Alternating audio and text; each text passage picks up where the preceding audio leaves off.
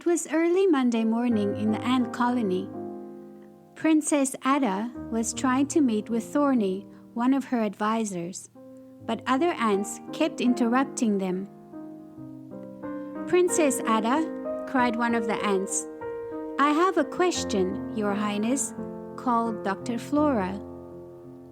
"Princess, I wanted to update you on the tunnel project," another ant said. "Please wait your turn," Ada said, politely. Ada, her sister Dot cried impatiently. "Wait till you hear what Alfie did." But Princess Ada didn't answer.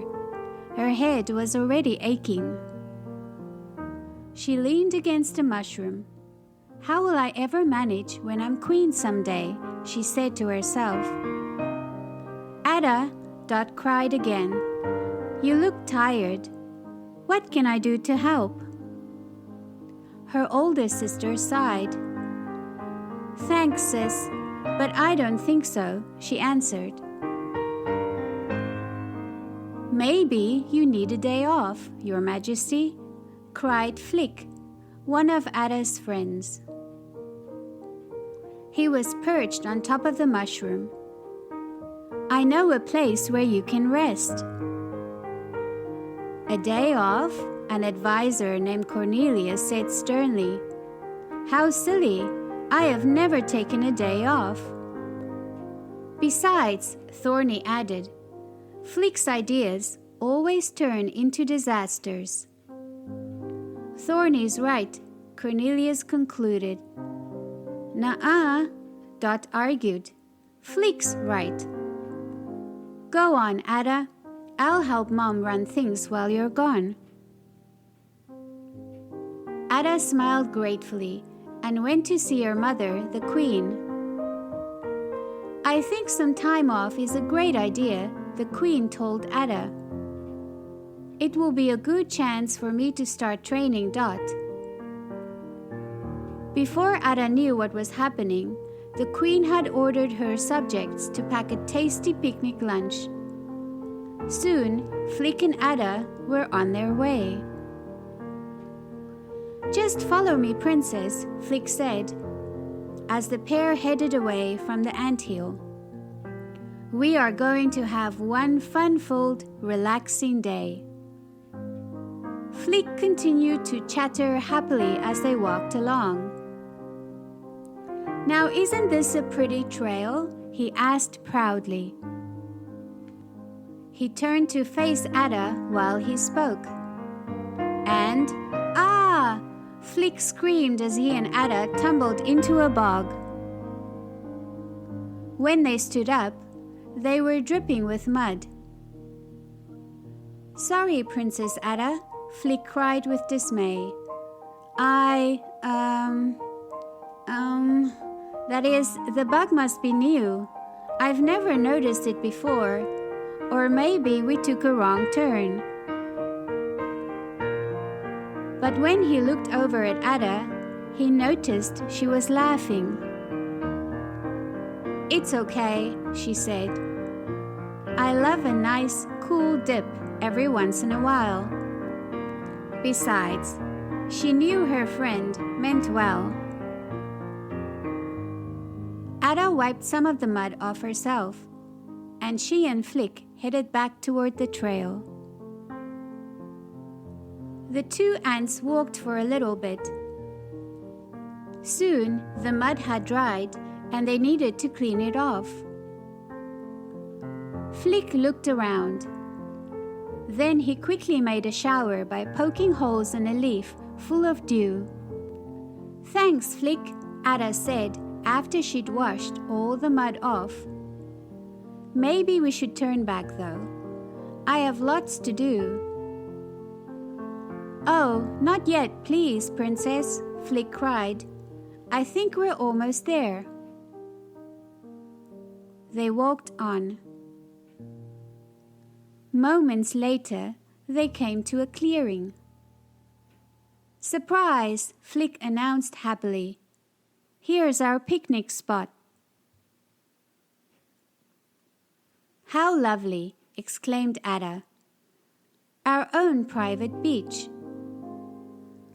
Flick arranged a leaf into a comfy chair for the princess.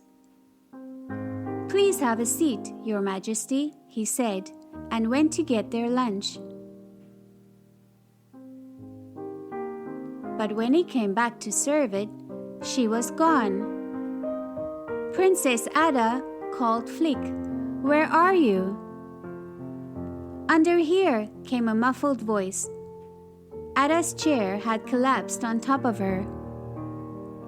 "I'm so sorry," cried Flick as he untangled the princess. Ada couldn't stop laughing. "My goodness, resting sure is hard work," she joked. "Hold on, I have another surprise for you," Flick said. "What is it?" asked Ada. "You'll see," teased Flick. Then he set to work. In a few minutes, Flick had made a beautiful umbrella from wildflower petals. "Ta-da!"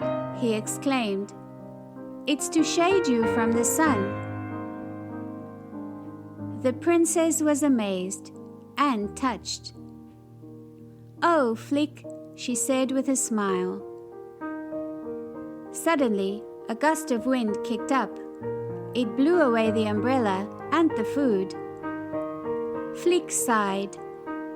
Nothing was going the way he had planned. The entire day had been a disaster. He was sure Ada would never want to go anywhere with him again. But Ada wasn't upset at all. "Well, it was a nice umbrella while it lasted," she said with a giggle. Soon the sky darkened and the wind blew harder. "This has been lots of fun," Ada said, "but I'm worried about the colony. Would you mind if we started home?" Flick sighed. "I understand," he said. The two ants struggled against the howling wind. Before long, it was blowing them through the air. "We sure could use a good idea right now," Ada called, grabbing onto a piece of grass. "Hang on, Princess," Flick cried. "I have an idea." He made his way toward a large plant. Flick quickly made a small shelter. He and Ada ducked inside and waited out the strong winds together. When the storm let up, Flick went to gather some berries growing nearby. He insisted that Ada stay inside and relax. Soon, the two were feasting on the juicy fruit.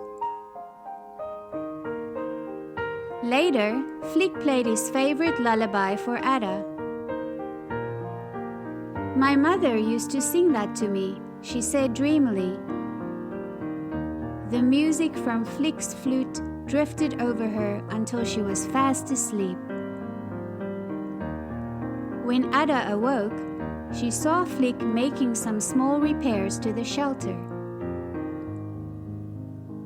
"I hope I didn't disturb you," Flick said. "I'm sorry this didn't turn out to be the relaxing day you needed." "Well, it wasn't what I pictured, but it was filled with wonderful surprises," Ada replied.